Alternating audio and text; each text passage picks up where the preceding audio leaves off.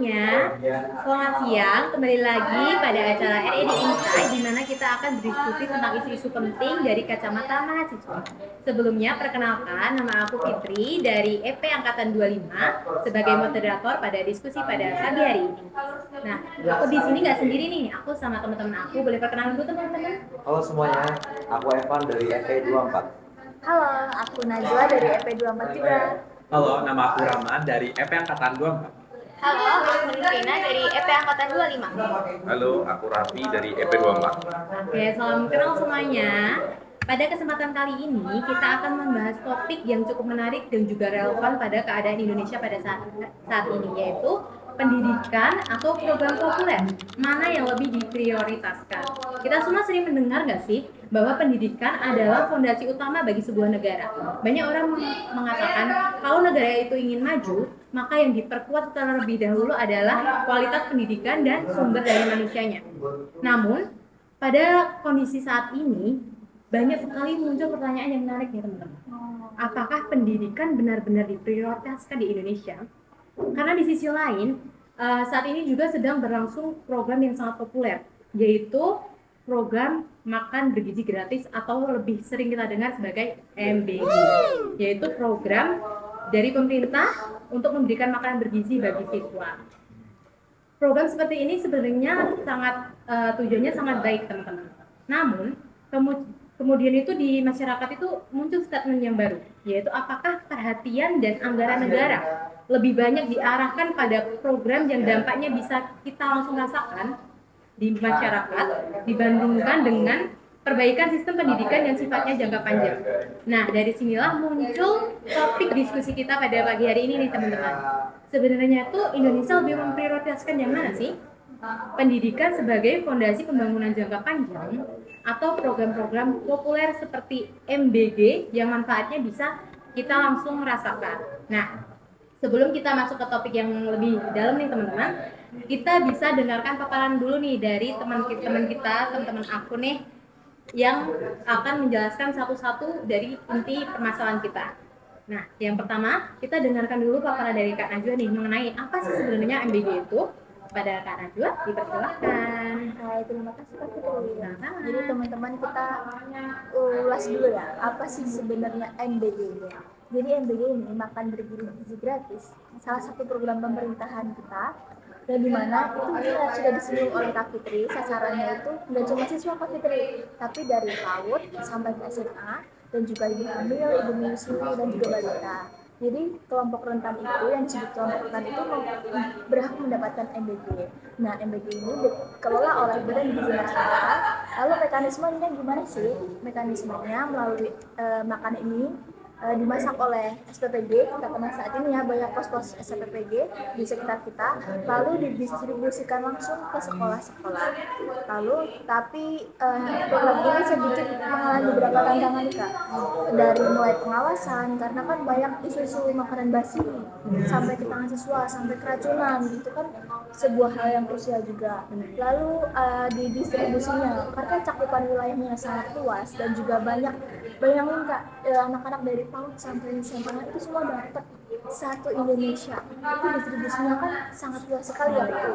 Ya benar. Lalu di bagian anggaran kita banyak hal-hal yang disisihkan, yang diefisiensi hanya untuk fokus ke MBG ini Kak. Itu sih yang jadi tantangan saat ini Kak untuk MBG ini. Oke, terima kasih Kak Najwa untuk paparannya.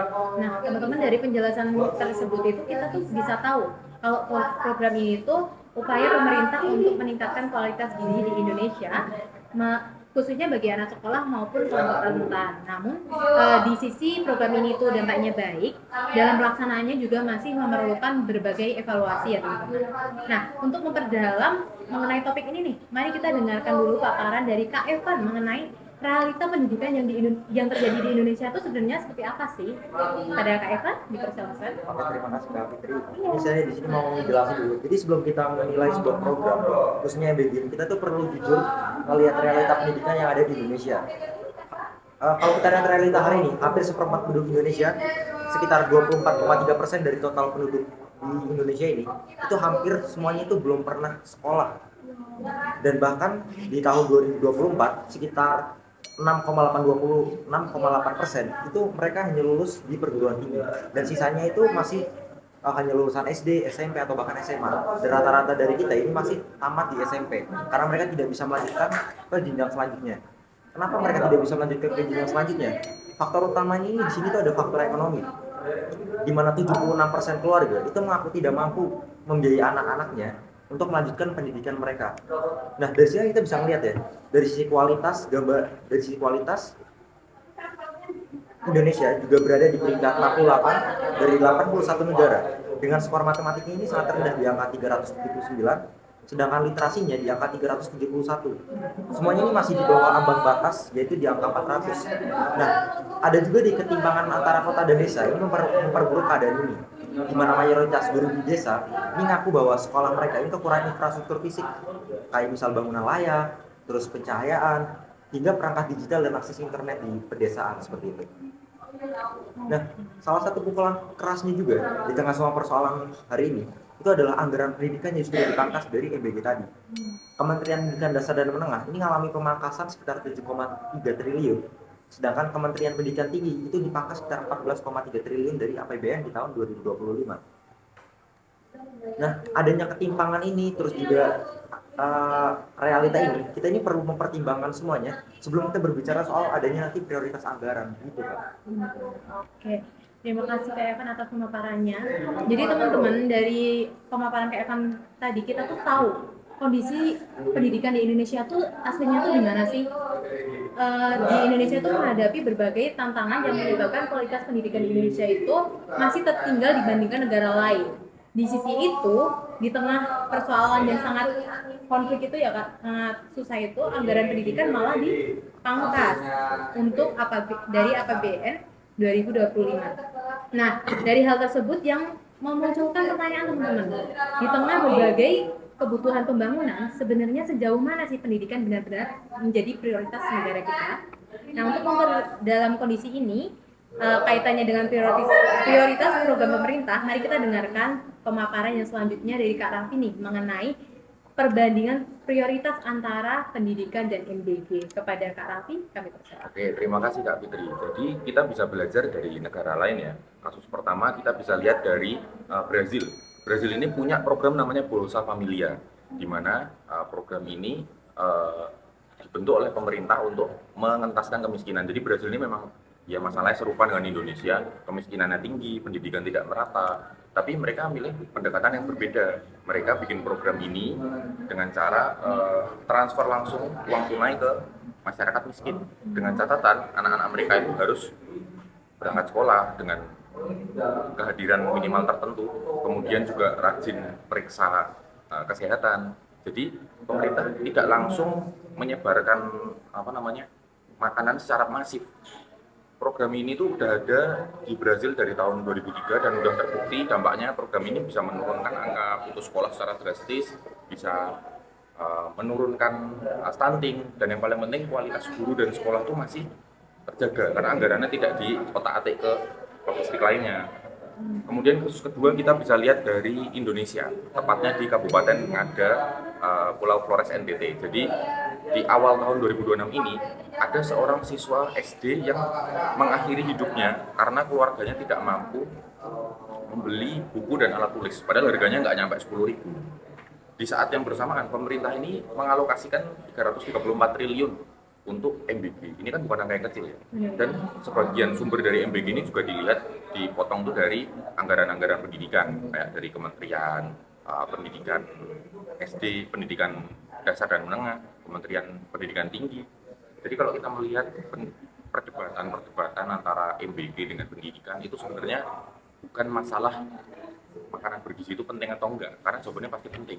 Tapi yang jadi masalah itu kan adalah prioritas, skala prioritas dan pemanfaatan APBN ini. Jadi ketika program konsumsi harian ini menyerap bahkan separuh dari anggaran pendidikan, maka kita kan jadi mengorbankan investasi jangka panjang, kesejahteraan guru, reformasi kurikulum, perkembangan teknologi itu jauh lebih penting.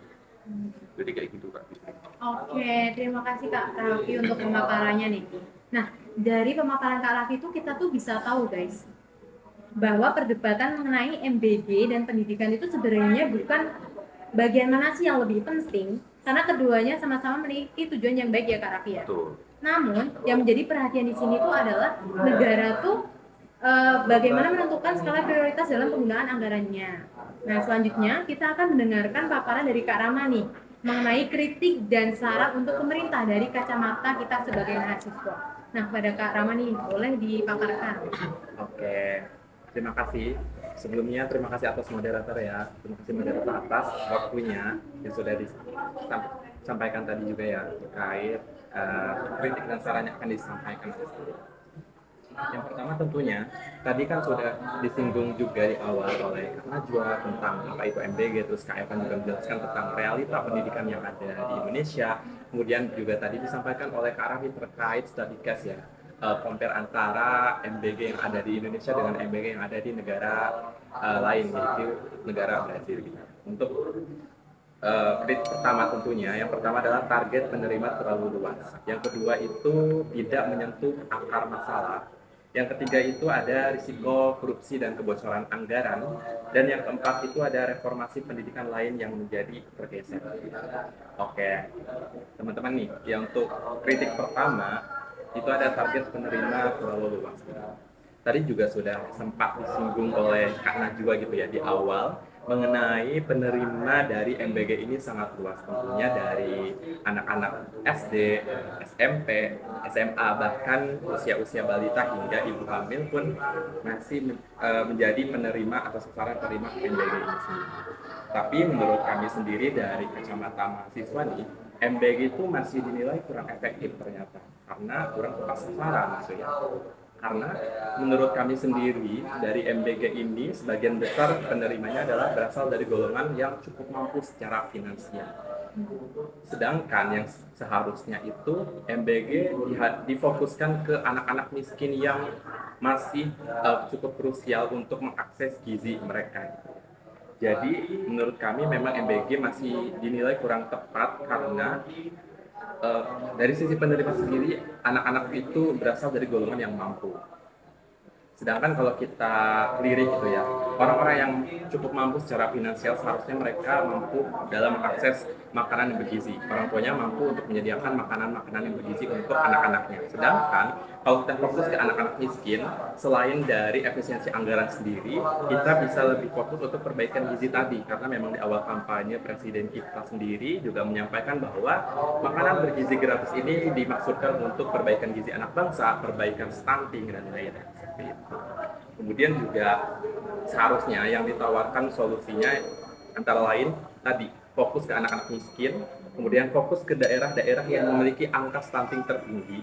Yang ketiga itu fokus ke wilayah 3T dan rawan gizi. Tentunya dengan difokuskan nih ke tiga aspek tersebut seharusnya bisa memakan anggaran yang lebih sedikit tentunya teman-teman, dan juga tidak boros secara anggaran seperti itu. Jadi lebih bisa difokuskan ya Kak sebenarnya ya untuk solusinya. Dan juga tadi kan banyak kasus yang fokus itu ya Kak, fokus sasaran. Banyak juga sekolah swasta itu yang juga menerima MBG Kak. Dan juga terlalu luas ini cakupannya bukan hanya geografis saja dari Sabang sampai Merauke, tapi secara demografis ya Kak. Tadi Kakak sudah menjelaskan datanya, sampai yang tidak bisa sekolah itu berapa besar sih Kak? Tadi untuk yang tidak sekolah saja angkanya sudah di angka 24,3% gitu. Itu kan menunjukkan bahwa ada ketimpangan kan di situ. Oh iya, makanya banyak itu juga lebih penting makan bergizi gratis atau pendidikan gratis. Benar. Betul sekali. Jadi memang dari sisi penerima sendiri nih masih banyak anak-anak miskin yang belum sekolah sehingga mereka belum mendapatkan akses ke MBG itu sendiri. Jadi kalau kita lirik itu ya, jadi angka tersebut sangat cukup timpang tadi yang sudah disampaikan Evan sendiri. Kemudian untuk kritik yang kedua gitu ya, yang kedua adalah tidak menyentuh akar masalah tentunya teman-teman. Karena seperti yang kita tahu bahwa MBG ini difokuskan untuk perbaikan gizi anak bangsa, mencegah stunting, dan meningkatkan konsentrasi belajar di kelas. Tentunya kalau menurut kami sebagai mahasiswa, MBG dinilai masih kurang efektif. Karena kalau kita membahas tentang konsentrasi belajar, tentunya kalau penerima dari MBG sendiri itu dari kalangan SMP gitu ya, SMA, dirasa masih kurang efektif karena secara usia mereka sudah matang. Mereka sudah menginjak usia remaja, Di sisi lain, kalau kita membahas tentang konsentrasi mereka di sekolah itu bukan hanya ditentukan oleh makanan saja, bukan hanya dari konsumsi mereka sehari-hari, tapi juga dipengaruhi oleh faktor-faktor eksternal lainnya. Misalkan dari segi motivasi belajarnya, dari kualitas guru dalam menyampaikan materi di kelasnya apakah dapat dipahami oleh siswa-siswinya, kemudian juga dari fasilitas pendukung di sekolah, fasilitas sekolah yang bisa ditawarkan untuk menunjang kebutuhan akademik siswa-siswi di sekolah untuk meningkatkan prestasinya, misalnya seperti itu. Kemudian juga seharusnya MBG ini disasarkan untuk anak-anak balita, bahkan ibu-ibu kandungan yang menjadi prioritas seharusnya, karena memang dari segi usia juga ya, usia kandungan ibu-ibu hamil juga harusnya diprioritaskan karena kesehatan ibu dan anak itu bisa menjadi faktor utama bagaimana anak tersebut lahir dengan sehat gitu ya. Jadi dengan kandungan gizi yang dikonsumsi oleh ibu hamil seharusnya bisa berpengaruh terhadap kualitas pintar atau tidaknya anak yang akan lahir nanti seperti itu. Jadi ini ya Kak, kalau untuk sasaran SMP SMA itu nggak hanya fokus pada makanannya Betul aja ya. sekali. Soalnya kalau untuk perbaikan gizi itu udah dimulai sejak dalam kandungan sebuah bayi ya. Dari bayi udah harus diperhatikan dari makanannya, lingkungannya, kebersihannya. Jadi mungkin bisa lebih diperhatikan lagi faktor yang lebih penting lah, bukan hanya makanannya aja ya. Soalnya kalau kita lihat dari segi budaya gitu ya, budaya anak sekolah kita kan lebih familiar, anak-anak kita di SMP, SMA itu kan lebih sering main atau enggak gitu ya. Jadi budaya belajarnya juga harus dipertanyakan, apakah anak tersebut dalam rasio belajar dengan tidak belajarnya tuh lebih banyak mana sih gitu ya, sering mainnya gitu juga. Jadi memang yang kedua tentunya masalah pilar gitu. Karena pilar sendiri untuk pendidikan dan kesehatan itu diprioritaskan nomor 2 gitu ya di dalam rancangan APBN kita. Kemudian untuk makanan bergizi gratis di prioritas pertama. Karena menurut kami gitu ya, sebagai mahasiswa seharusnya pendidikan dan kesehatan ini menjadi prioritas utama. Karena kalau kita gak sehat, kita gak bisa mengenyam pendidikan. Kalau kita tidak bisa mengenyam pendidikan, kita tidak bisa bekerja seperti itu. Karena produktivitas bekerja dan untuk pendidikan sendiri itu lahir dari kesehatan yang matang. Kemudian untuk ketiga, kritik ketiga itu risiko korupsi dan kebocoran anggaran. Karena kita tahu sendiri tadi yang sudah disampaikan oleh Kak Eva dan Najwa juga tadi ya, untuk program MBG ini kan memakan budget yang sangat besar gitu ya.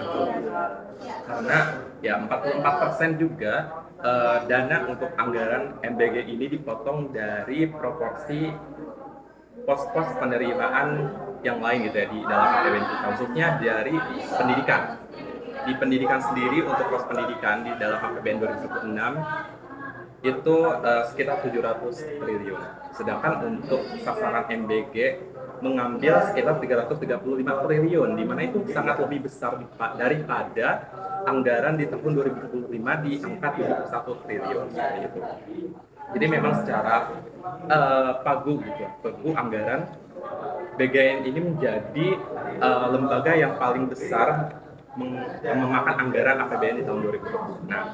Kemudian juga di tengah efisiensi katanya ya gitu ya di negara Indonesia, tapi BGN sendiri memanfaatkan itu sebagai peluang untuk mencari celah korupsi, di mana mereka membeli barang-barang yang justru tidak ada korelasinya dengan kelancaran program MBG.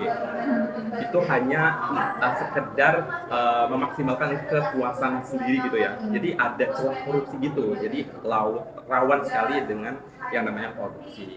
Kemudian juga untuk pengadaan bahan, pengolahan, distribusi dan pembagian sekolahnya pun butuh anggaran gitu ya. Kemudian juga sepanjang prosesnya dalam menjalankan MBG ini bisa meningkatkan risiko. Yang pertama itu harga, penambahan harga, terus juga pengurangan kualitas dan penyalahgunaan anggaran. Kemudian juga kalau kita lihat gitu ya, dalam segi kemitraan dan tata kelola dapur MBG sendiri, pengelola sendiri bukan hanya dari kalangan-kalangan yang secara mereka membutuhkan lapangan pekerjaan, tapi justru mereka lah yang punya koneksi kuat dengan partai politik, yang punya kedekatan dengan partai politik yang menang pada saat kampanye tahun 2024 kemarin. Jadi dampaknya tuh cuma sampai ke beberapa pihak aja ya Pak? Iya betul. Jadi dari segi keuntungannya sendiri nih, hanya segelintir orang lah yang dapat jatah keuntungan yang lebih besar. Itu. Jadi cukup timpang gitu ya. Dari segi pengelolaannya pun kita melihat nih beberapa bulan terakhir, bahkan 5 sampai 6 bulan ke belakang gitu ya, bahwa pengelola dapur MBG itu adalah dari kalangan-kalangan pejabat. Bahkan di Sulawesi sendiri gitu ya, ada anak dari wakil DPRD yang mengelola dapur hingga 41 dapur MBG. Kalau terjadi KKN ya Kak? Betul sekali. Ada unsur KKN tentunya yang mereka cari dari celah-celah, memanfaatkan setiap kesempatan yang ada seperti itu.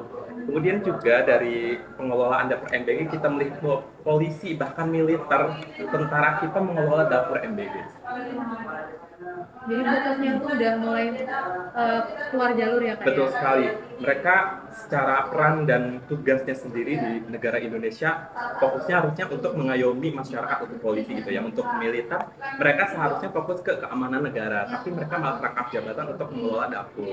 Yang seharusnya posisi untuk mengelola dapur sendiri itu disesakan kepada orang-orang yang jelas-jelas butuh lapangan pekerjaan gitu ya. Perlu dipertanyakan lagi ya Kak itu? Betul sekali. Kemudian dari sisi pengelola dapur MBG nih, dapur MBG itu harusnya ada ahli gizi, ada akuntan juga, ya, tapi justru untuk posisi-posisi tersebut tuh diisi oleh orang-orang yang tidak punya kompetensi di bidangnya, yang tidak expert di bidangnya, yang hanya diisi oleh orang-orang yang jelas-jelas tidak punya kompetensi, tidak punya pengalaman, bahkan latar belakang pendidikan yang yang tidak relevan gitu dengan posisi yang diambil.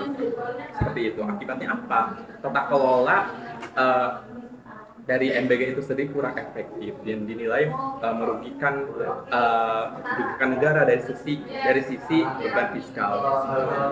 Kemudian terakhir itu adalah reformasi pendidikan lain jadi tergeser gitu ya. Nah, jadi memang MBG ini dianggap terlalu menyita gitu ya. Kita lihat nih di Kabupaten Brebes ada salah satu MTS yang mereka kepada orang tuanya itu harus tanda tangan bahwa orang tuanya tidak boleh menuntut kalau misalkan anaknya itu kena masalah akibat dari MBG. Oh itu ada Kak? Ada. Itu beritanya cukup sekali panas diperbincangkan akhir-akhir ini karena memang MBG dinilai, jadi reputasi atau citra MBG menjadi jelek gitu ya sehabis ada berita tersebut seperti itu. Kemudian juga nih terkait reformasi pendidikan lain gitu ya, karena kita lihat bahwa pekerja-pekerja MBG di SPPG, pengelola SPPG, mereka secara gaji sangat timpang dengan kualitas guru yang ada di Indonesia. Apalagi kita melihat nih, guru honorer dengan gaji 300.000 per bulan, sedangkan kalau kita lihat dari sisi makroekonomi, kita itu sering mengalami inflasi setiap bulannya. Bahkan seiring bertambahnya waktu, inflasi itu kan semakin naik, sedangkan gaji guru honorer tetap segitu-segitu aja gitu. Ya akibatnya apa? Menurunnya daya beli guru tersebut, guru-guru bisa tidak sejahtera gitu ya. Seharusnya itulah yang harusnya diprioritaskan atau bisa diseimbangkan dengan gaji-gaji SPPG. Jadi cukup timpang juga gitu ya antara gaji pengelola SPPG, gaji-gaji orang-orang yang bekerja di dapur MBG dengan kualitas guru honorer yang secara pun guru-guru ini sangat jelas-jelas berkontribusi kemajuan anak-anak bangsa gitu ya. Tadi juga udah disampaikan oleh Kak Fitri ya terkait pendidikan itu bisa meningkatkan kualitas anak-anak bangsa, sumber daya manusia, dan juga pertumbuhan ekonomi yang lebih baik lagi. Itu berdasarkan human capital theory seperti itu. Bahkan aku kemarin melihat berita di Bandung Barat sendiri ada owner SPPG itu bisa meraup keuntungan 6 juta per hari. Betul sekali. Nah ini kan Besar banget ya. ini kan jadi pertanyaan ya, gimana bisa anggaran MBG ini malah jadi ladang dari mitra MBG untuk dapat keuntungan. Sementara tadi guru honorer sendiri 300.000 per bulan. Ini memprihatinkan ya. iya, padahal guru itu justru lebih berjasa kan buat pendidikan. Nah, ini bisa jadi masalah karena orang-orang yang berkompeten itu lebih itu nggak mau jadi guru karena kan nggak menarik ya, gajinya kecil. Kita orang-orang yang berkompeten lebih melirik pekerjaan di bidang MBG sendiri, di SPPG, menjadi pegawai. Akibatnya guru dan tenaga pendidik ini bisa diisi oleh orang-orang yang agak kurang berkualitas karena ya nggak menarik. Padahal kalau kita lihat di negara-negara maju kayak Jerman, Swiss, Amerika itu mereka gaji gurunya sendiri menarik, tembus sampai miliaran rupiah per tahun. Jadi orang-orang berlomba untuk jadi guru, kualitasnya jadi meningkat. Sementara ini berbanding terbalik dengan guru honorer tadi. Betul sekali, sepakat dengan pendapat yang disampaikan oleh Kak Raffi gitu ya. Jadi memang posisi guru di negara maju jauh lebih diprioritaskan oleh negaranya. Dari segi gaji pun mereka diprioritaskan. Nah, kalau kita lirik Indonesia sendiri itu sangat timpang teman-teman, karena gaji di Indonesia untuk guru sendiri itu masih sangat amat rendah dan tidak layak bisa dibilang gitu ya. Karena secara gaji pun mereka masih patut dipertanyakan gitu ya, kapan mereka naik gajinya gitu ya. Sedangkan untuk sisi anggaran sendiri untuk pagu MBG sendiri sangat besar, dimana kalau misalkan kita difokuskan gitu ya ke anggaran pendidikan, itu bisa meningkatkan kualitas guru dan motivasi anak-anak bangsa untuk menjadi guru bisa turun karena gajinya belum layak. Di sini ketimpangannya semakin terasa ya. Betul Padahal guru sendiri itu merupakan salah satu aspek yang penting, soalnya mereka yang bersinggungan langsung sama mahasiswa dan siswa-siswanya ya. Betul sekali. Tapi malah menjadi prioritasnya tuh kurang. Jadi untuk jangka panjang juga masih dipertanyakan juga ya, untuk penyerapan manfaat dan juga nasib pendidikan kita nih gimana ya? Iya betul. Kalau misalkan memang pendidikan salah satu pilar yang paling penting untuk membangun bangsa dan negaranya, juga kesehatan juga ya, kita tidak melupakan kesehatan. Jadi memang pendidikan itu investasi paling penting untuk melahirkan generasi-generasi. Bagaimana Indonesia bisa mencapai Indonesia emas kalau pendidikannya saja di prioritas nomor 2? Benar. Perlu digarisbawahi lagi ya buat pemerintah Betul sekali. agar dapat memperbaiki kebijakan-kebijakannya. Iya, mungkin kalau misalkan kita melirik ya secara keseluruhan atau secara overall, jadi memang MBG baik kalau tata kelolanya lebih dimaksimalkan, lebih diprioritaskan. Pemerintah bisa yang namanya monitoring dan evaluasi secara berkala terkait kasus-kasus keracunan juga beberapa bulan belakang gitu ya, masih banyak marak dan kerap terjadi bahkan secara berulang gitu ya, harus menjadi PR pemerintah dalam memperbaiki kualitas tata kelola dan kemitraan. Sepakat. Soalnya sudah banyak sekali yang dikorbankan untuk program ini ya Kak. Betul sekali. Kalau distribusinya tidak diperbaiki, itu semakin memberikan dampak yang bagi berbagai aspek gitu ya. Ya, betul sekali. Jadi secara keseluruhan ya, program MBG ini dinilai sebaiknya disertai dengan peningkatan insentif ya teman-teman. Jadi kayak pelatihan dan fasilitas juga bagi guru honorer agar perbaikan gizi berjalan seiring dengan peningkatan kualitas pendidikan. Mungkin seperti itu untuk prioritas. Terima kasih Kak Rama dan teman-teman semua yang telah memaparkan dan berdiskusi secara langsung nih mengenai kritik dan saran untuk pemerintah mengenai program yang sedang berlangsung saat ini. Nah, sebelum itu kita bisa mendengarkan pemaparan dari Miss Rina mengenai kesimpulan semua yang telah kita diskusikan pada pagi hari ini. Silakan Miss Rina. Ya, terima kasih Kak Fitri. Oke teman-teman, sebagai penutup dari diskusi yang telah kita bahas pada pagi hari ini, dapat kita pahami bahwa pembahasan mengenai MBG dan pendidikan itu bukan membicarakan tentang mana yang lebih penting, melainkan bagaimana keduanya dapat berjalan beriringan, berdampingan untuk menciptakan generasi masa depan yang unggul. Program MBG memiliki peranan penting untuk memenuhi kebutuhan dasar peserta didik, sehingga nantinya mereka diharapkan dapat belajar lebih fokus dan lebih optimal lagi. Selain itu, pendidikan juga tetap menjadi fokus utama, harus menjadi fondasi dalam menciptakan sumber daya manusia yang cerdas, kritis, dan siap menghadapi masa depan nanti. Oleh karena itu, pelaksanaan MBG perlu dilakukan secara tepat sasaran dan terukur. Program ini harus terus dievaluasi agar kualitas gizi, pemerataan distribusinya, dan implementasinya itu tuh dapat berjalan secara jujur dan lebih efektif. Dan pengimplementasian MBG itu juga harus diikuti atau diiringi dengan peningkatan kualitas pembelajaran gitu agar selain peserta didik yang sehat juga pintar. Karena pada akhirnya generasi yang kuat lahir dari gizi yang tepat, generasi yang hebat lahir dari pendidikan yang bermartabat, dan generasi yang bermanfaat lahir ketika keduanya berjalan selaras. Demikian pembahasan dari kami. Selanjutnya saya kembalikan lagi ke kakak moderator, Kak Fitri. Oke, terima kasih Mbak Nistina yang telah menyimpulkan inti dari diskusi kita pada pagi siang hari ini. Nah, baik teman-teman, nggak terasa nih kita udah sampai di penghujung diskusi pada hari ini. Nah, dari pemaparan dan pembahasan kita pada yang telah disampaikan oleh teman-teman kita tuh bisa melihat bahwa pendidikan itu sering disebut sebagai kunci kemajuan suatu negara. Namun dalam praktiknya khususnya di Indonesia sendiri masih ada berbagai tantangan yang membuat sektor pendidikan itu belum mendapatkan perhatian yang maksimal dari pemerintah. Nah, di sisi lain, program seperti MBG juga hadir dengan tujuan yang baik. Namun, manfaat yang dirasakan oleh masyarakat itu terutama bagi siswa itu belum bisa dirasakan secara merata.